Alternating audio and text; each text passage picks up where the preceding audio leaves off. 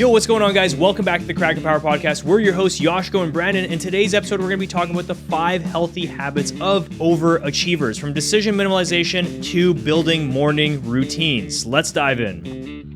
Welcome back to the Crack and Power Podcast.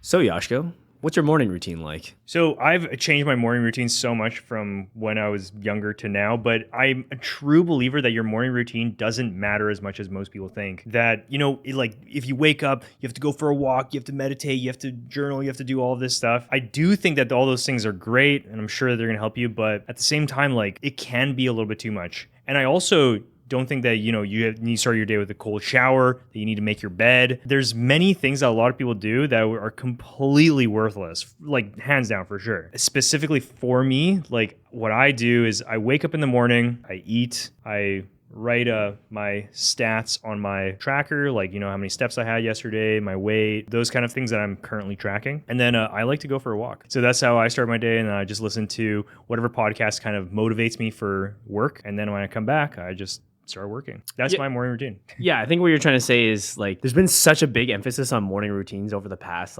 10, 15 years that it's almost gotten too much, right? Mm-hmm. There's so many things. There's a grocery list of things that you have to check off before you can even get into your work, right? Or even start your day. You're check, brush my teeth, ice bath, I have to journal. And then before you know it, it's 12 p.m. and you're now I'm ready to start the day. Yeah, and the thing is, dude, sometimes when I used to do all that stuff, I was drained. Yeah. I just can't even get into work. This was a big problem for me back in the day when we used to advocate a lot of exercise in the morning, waking up and work out and then also do jiu-jitsu. But when I came back after, I just couldn't get back into work as hard as I do now. Now when I'm really working, I'm really focused for hours. And it's because I'm directing all my energy towards my work. Let's say that's for me, right? For me right now, I'm trying to focus on growing a business, and that's my priority, right? But for somebody whose priority is fitness, maybe you should be working out in the morning. Maybe that is maybe you should be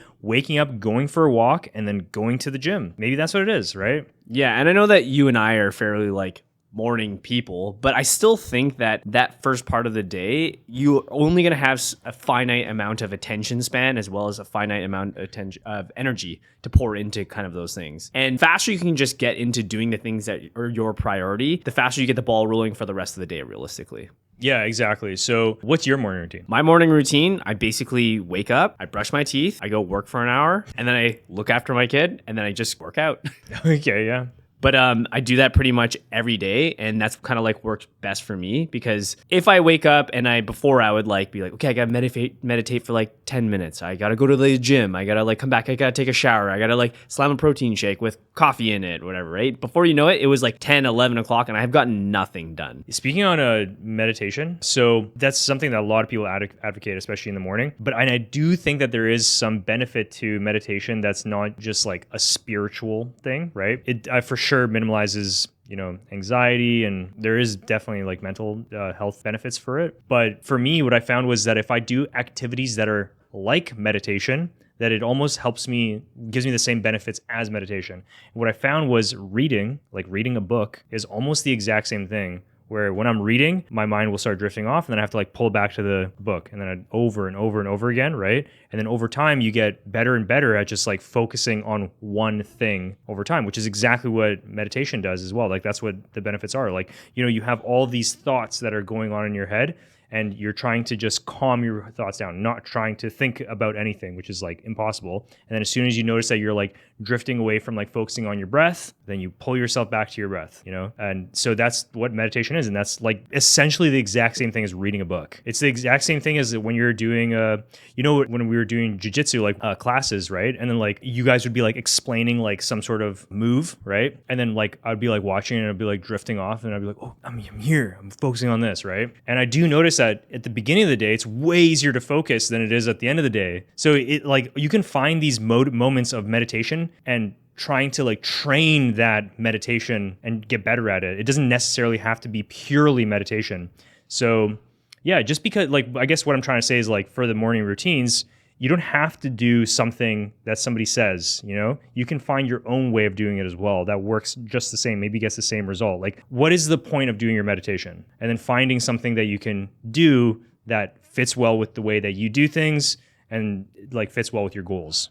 Yeah, I think that's a really good point where it's like we do all these things in the morning, but like what is the purpose of it? Yeah. And like how does it serve you? That's what you should ultimately be asking you if you're going to be adding it into your routine. Because if the thing is worthless, if it's like, if you can't tie in like the reason why you're doing this, then why are you doing it? You know, like what's the point of doing it? In order for you to make like a long-term change, you have to make sure you're doing stuff that you like there's a reason for, right? But the next thing is strategic recovery. So the cool thing with the Aura Rings is they now track your recovery and stress. And so throughout the day, you can find these moments to recover, because you might be like extremely stressed, like while you're working. I think you've said in the past that like you'll be on your computer going like, like super into it, right?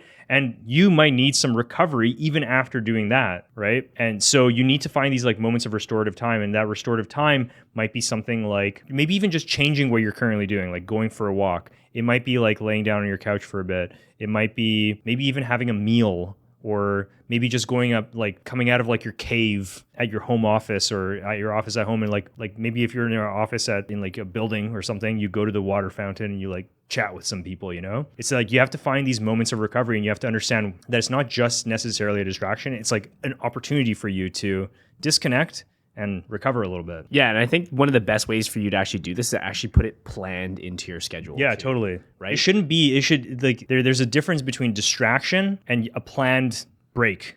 Yeah, and you'll notice the times where you actually like plan it. Like sometimes when I'm working, I'll put a timer on my phone so I know like how long the task takes, but also for me to kind of switch gears into something else if I kind of need to, right? And that could be a little bit of a recovery break. And one thing that we always want to stress is you sitting on the couch flipping through your phone is not a recovery break. Yeah. Like, it's crazy. Like everyone thinks like, oh yeah, I'm just going to take my mind off of work. I'm just going to go and eat and I'm just going to flip through Instagram. But what that actually does is it actually ramps you up and stimulates you even more, because it's not like you ever do that and you're like, oh, I want to return back to work now. It's like, no, you just want to keep scrolling there, or you just feel drained by the end of it. I think a really good way to define these short recovery breaks is like, hey, am I ready to go back to work at a greater or equal capacity than I was before? Mm-hmm, yeah, totally. So one thing that I found for myself is the daily walking. So now I walk like at least one time per day, but sometimes even potentially like 3 times in a day. So, and you might think that that's a lot, but the walks are ranging anywhere between like 10 minutes to like 50 minutes, sometimes an hour. And I really like this time because it does help me like disconnect from everything. It gives me an opportunity to listen to some podcasts. It gives me just an opportunity to just stop whatever I'm doing and just like do something else. And also at the same time, get my steps in, you know? So I look at that as kind of recovery. And I think that this isn't just recovery though. This is also like, there's a huge benefit to just walking in general. And I think that there's quotes about like geniuses would typically walk a lot. Yeah, like geniuses or artists, they would just like pace back and forth, or they Yeah. would go for a walk somewhere and come back. Yeah. Because I think it does something about, you know, ambulating and keeping continually like left foot, right foot, left foot, right foot. Just keep going and, you know, disconnecting for things, or even being out in nature kind of brings your body back into a spot of focus, but also changes your perspective of maybe the work mode that you were just in. Mm-hmm. And then on top of that, there is also the benefit of, you know, walking into burn calories as well. You know, like I've had so many conversations with people who say, you know, I switched jobs. I used to work in a warehouse. Now I work in an office and I gained 50 pounds. It's like, yeah, because you used to like, you ate this much, right? And you used to like walk this much and you were able to keep the weight off. But now you eat this much and you move this much.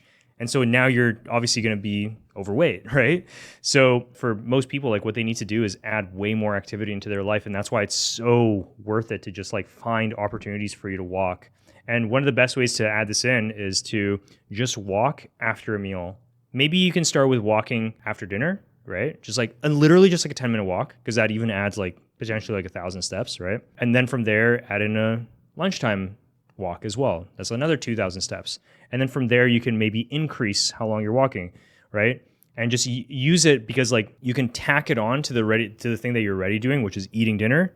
Now you eat dinner and then you have a walk after, instead of like eating dinner and just going on your phone or going watch TV or going back on your computer or going back to work. Now you walk after, and just part of it. And it can start literally with 10 minutes. And the other thing too is like, a lot of people, they like try to build a habit of walking, but they end up stopping because of the weather. For me, it's been snowing in Vancouver, probably not when this podcast is going to air, but it's been snowing in Vancouver, and I still go for walks. I bought boots and I just go for a walk, and I put on my gloves, I put on my toque, and yeah, it maybe takes me longer. It's a little bit harder to walk in the snow. I need to get that walk in. I don't want to lose that habit. And we've talked about in previous podcasts, like how, once you have that routine, you don't want to like fall for a trigger again. And a trigger for you, if you're starting to try to walk again, could be like a trigger for you to like start failing is like you going back on your phone and being like, oh, this feels so much better than like going for a walk. And then 3 months later, and like you're like 10 pounds heavier and your motivation's completely dropped, you're going to be thinking, I want to get back into walking, It's like, just don't stop doing it. And I know that you and your wife have been walking recently as well, and you kind of like started enjoying that a little bit. Yeah, I think, recently I had a child. And so one thing that we're trying to do is get my daughter out and get different kinds of stimulus from the environment, which is really good, right? So you can bring out to nature. Like we brought her out into the snow for the first time. I mean, she fell asleep right away, but she was exposed to it. You know what I mean? But there is that aspect of not only just like transitioning from one thing to another, relaxation, but also that connectivity that I have with my family now too. And you can do this with people in the office or whatever, right? Like when you're having a meeting, you're like, hey, let's go for a walk and let's just walk and talk at the same time, which is a really easy way to, again, have like a very casual, but you'll be surprised about how much more people actually open up when you're like walking and talking with them, as opposed to just sitting across from them at a table in stale lighting. Yeah. It's just a different way to do it. And also maybe you can, I remember one client that I was working with, she started a walking group at her work. And it started off with one person, then it was two people, then it was three people. And the next thing you know, you're like walking with like 10 people and you're going in different directions and like different people like, it can start with you. So highly recommend daily walking because it is definitely a healthy habit of the overachievers. Now, the next thing is nutrients, not macros. Now, a lot of people in the fitness industry have been pushing eating using MyFitnessPal and eating at a calorie deficit, right?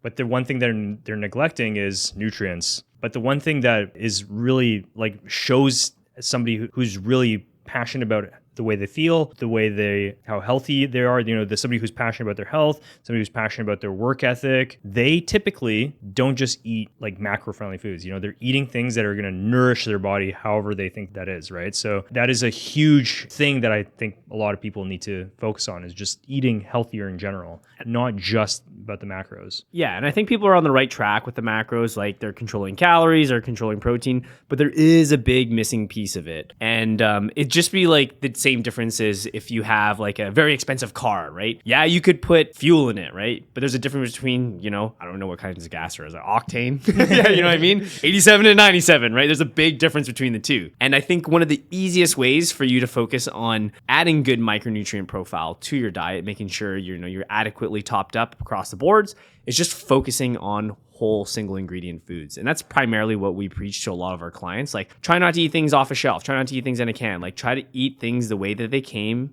in its form and just eat it. Mm-hmm. And if you find that you do that more than enough, you'll find that your body absorbs it way more. Rather than getting it in some like refined processed way. Like I'd rather my clients eat a steak to get protein rather than have a protein shake. Yeah, for sure. And the thing is, sometimes when you're hungry, you're just nutrient depleted. Like if you eat something that's like 1,000 calories of bread doesn't feel the same as 1,000 calories of steak. You eat 1,000 calories of steak, you're pretty full. You eat 1,000 calories of bread, like it's like air. There's like nothing in it, right? So there is benefits outside of also just like mental health, and there's also like the same 1,000 calories isn't the same. Yeah. I think that's always a really good litmus test to see if I'm just like craving things or just if I have hedonic hunger. I always go like, would I just like eat a steak right now? Like if it's at like 8 p.m. at night and you're like, oh, I kind of want to like just like eat something just to get that quick fix. I'm like, would I just want to fire up and eat a steak right now? And if the answer is like no, then I know I'm just want to put some kind of sugary crap in my mouth, right? Yeah, what I mean? Totally. So the next thing that we really like to focus on is decision minimalization. And what this is just basically minimalizing the decisions that you have to make on a daily basis. And so one example that I have is your clothes that you wear. So I wear, and I think you also wear, pretty much like the exact same thing in every single scenario of your life. So I found the perfect wardrobe for myself, like the exact brand of socks, the exact brand of pants, the underwear, the shirt, and I just have multiple different versions of those, like different colors and stuff. But I wear the exact same thing every single day, not just for work, but like for going out grocery shopping, for going out and hanging out with my friends, for like an event, like literally everything. You'll see me wearing the exact same thing. And I always, whenever I go out and see friends, like they're always like wearing different clothes, but then I'm literally wearing the exact same thing every single time, but it does really help me. Like when I wake up, like I don't even turn on my lights in my bedroom. Like I literally grab the pants, grab the shirt, grab the underwear, like whatever's on top, and it will always make sense. There's literally no decision in it. Was this a Zuckerberg thing? Was he the first guy to figure it out? Zuckerberg would always wear that like zip up, right? Yeah. I don't think he does anymore. I think he's trying to be cool now. But it's not just Zuckerberg. It's like pretty much every single high level entrepreneur wears the exact same thing. If you look at like, let's say, for example, the guy who made Gymshark. So I saw this interview with him, and he said that he wears the exact same like pants that he can not just, because like for me, I have to change my clothes to workout clothes, right? But he wears the exact same thing for when he's working out, when he's having a meeting, when he's working it, like literally for everything. It's like the exact same outfit. It's like this zip up with like these pants, and he doesn't change at all for the entire day. That's hilarious. Yeah. That's like for all the jiu-jitsu nerds out there, John Danaher, he wears like a rash guard every day. Because you never know when you need to do jiu-jitsu. You never know when someone on the street's gonna, engage you in combat. So you need to be ready. Rash guard. Yeah, but he has a rash guard. He'll go to like a fancy steakhouse in a rash guard. That's he wears like hilarious. sweatpants, rash guard, fanny pack every day. That's hilarious. Yeah. Yeah. And but dude, I think it really does help me. Like there's just something that I just don't have to think about. Yeah, you just don't want to admit that you have like a finite amount of energy and decisions in a day, but you do. Yeah, right? yeah. And you might as well like spend that energy and that focus on things that are going to push the ball up the hill for you, right? Rather than be like, should I wear green today or red today? That's not going to match with those socks. Yeah, this extends all the way into like your food, into your friends. It doesn't just stop at your wardrobe. So like for me, I literally eat this exact same thing pretty much every single day at the exact same time, the exact same amounts. And a lot of people might think that's boring, but to me, I don't want it any other way. Like I don't want to have to think about what to eat. Like that's such a distraction. Like I just want to eat the exact same rice with the exact same beef every single lunch, and then for dinner, like whatever combination of dinner that we have, that's in the rotation. Like just like the 5 things that we eat over and over again. You know what's funny? Like so my kids, they basically do the exact same diet as us. Like we literally eat the exact same food. Just raw liver and testicles. Yeah. So yeah, we eat the exact same food. And when we ask them, like, we're like, what do you want to eat for dinner? They're like, rice, meat. Like that's it. Like that's. Do they know though? Do they? Dude, that's all they know. Yeah. That's all they know. Like they're open to having different foods, but like when you ask them like, what do you want to eat today? Like that's what they want to eat. And then sometimes when we go out to a friend's house or we go out to like our family's house and they make a big dinner or something, and then we at the end when we're brushing their teeth, we're like, oh, what was your favorite thing that you ate today? And they're like, the meat. But you have the meat every day. It's like the exact same thing every single day, but that's like what they enjoy, right? So we shouldn't shame those kids who just only want to eat chicken nuggets every day. Yeah. That's like a whole other story too. But I might as well just say like one of our friends was like, my son, he just won't eat anything other than chicken nuggets and bread. And we're like, my kids don't know that chicken nuggets exist. Like, how do you have this problem? Like, this is don't blame your son. This is you. Right. I mean, chicken nuggets are pretty good. Yeah, totally. But yeah, and then also, of course, like your friends, like who you're hanging out with, there has to be a minimalization with that as well. If you're constantly trying to figure out like which friend you're going to hang out with and what you're going to do on the weekend, like that does give you fatigue as well. So you have to find people in your life that are grounded, that like you can be with regularly, with that aren't going to drain your energy. Because like I definitely have some friends who whenever I hang out with them, like the next day I'm like just done, So it extends with so many things, and that's why decision minimalization is huge. Yeah, and I think going on your point for the like friends and circle wise, like I think you should always try to find people in your circle who are going to like re-energize you, or at least if you know that people are going to be kind of deplete you of it, you have fewer of those friends, or you see them, sparingly, right? Because if you really want to achieve something, right, it's like you don't want things like pulling you back, and people sometimes, unfortunately, are those things that kind of hold you back and drain you of that energy throughout the day. So that's pretty much it for today's podcast. Hope you guys enjoyed that one, and we'll see you in the next one. See ya.